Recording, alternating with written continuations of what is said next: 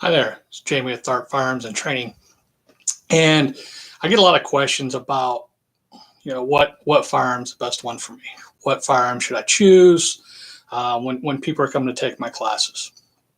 And the response to that is that it's hard to say because there's so many options out there. The first thing I'm gonna go with is make sure it fits your hand. You don't want something. Um, if you got a small hand or whatever it may be, you don't want to um, not be able to hold on to it. Or if your hands are too big, overreaching around it. So, that would be the first thing that you want to look at is the overall grip of how that works and how it fits in your hand. So, just for example, um, firearms empty, magazine's out. Okay, to make sure it fits in your hand properly. Okay, that you have a nice grip on the handgun and that it's not too big nor too small for your hand. Okay, so the next thing we would want to look at is one of the things I think is really, really important the most is trigger pull. Okay, when you go and buy a new gun straight from whether it's Rural King or Gander Mountain or wherever that may be, or whatever gun shop is, it's hard sometimes. Their policies won't let them take the trigger locks off. So therefore, you don't know how much the trigger pull is. You're thinking to yourself, okay, what is trigger pull? Okay, so trigger pull is the poundage and what it takes to press the trigger for it to go bang, right? So the gun industry, how they do that is they take the weight of the gun fully loaded, okay, and increase that number. There's a percentage that they do so that you can't just pick the gun up by the trigger itself and it'll go off. All right. So if your gun weighs 2 or 3 pounds, you're going to have a 7 or 8 pound trigger pull. If you got a pound that weighs if you got a gun that weighs around 1.5 pounds to 2 pounds, still again that trigger pull is going to be around that 5, 6, 7 pound range. Now, what's that mean and everything? Okay, so think of it as a gallon of milk is 8 pounds. So you're picking up a gallon of milk each time you're pressing the trigger. Okay, now you're thinking to yourself, Jamie, what's that really mean? Okay, so what that means is what I've seen in the gun classes that we do is men or women will come into the class and they'll have some little bitty revolver, okay, little bitty revolver like so. And again, it's empty.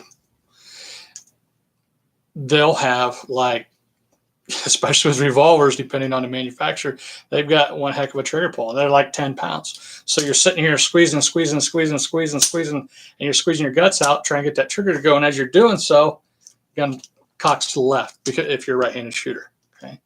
So what that what that happens then is that the shooter just isn't going to have a good time. Their shots are going to go way to the left. They're not going to hit the paper. They're not going to have a hard time hitting the backstop, frankly.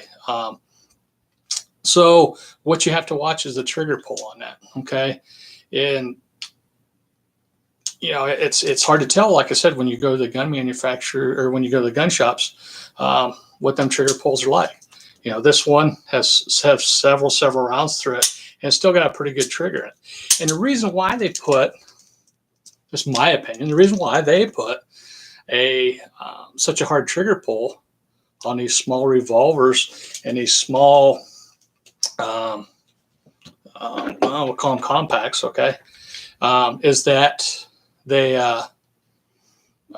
when you dragging them from a purse or from your pocket or wherever that may be, they, as you're pulling on it, because people forget rule number one, other than make sure it's not loaded, okay, is not to have their finger on the trigger until they're ready to shoot. So as they're pulling it from wherever they get it concealed at, they get a finger on the trigger and we get a little bit of resistance. And next thing you know, we got, boom, the gun's going off.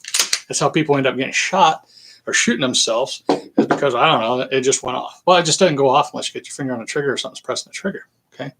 So when you're looking at purchasing a firearm, if you can get with a buddy, a friend, if you can get to a gun shop that'll take the trigger locks off, doubt it. go out and try a few. See what them trigger pulls are like. See if you're able to depress that trigger. Okay, if you can depress that trigger without a lot of energy, that'll help you be a better shot, more consistent shot. Okay, that's one of many things. We were talking about like the size. Okay, if you really want to go all out, we go up to the full size 357s here. Okay, Smith and Wesson. Okay, empty. Okay, we go up to these, which has still got pretty good trigger pull, but it's not bad. It's not bad.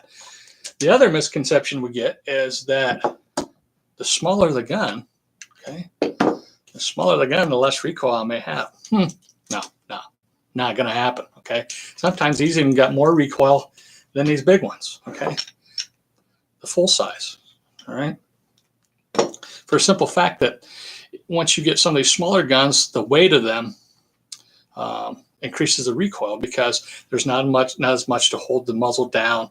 You got more, felt recoil, I should say, than most. So that's another thing that plays into factor is if I don't enjoy shooting it, I'm not going to shoot it. Therefore, if I'm not going to shoot it, I'm not going to be proficient with it.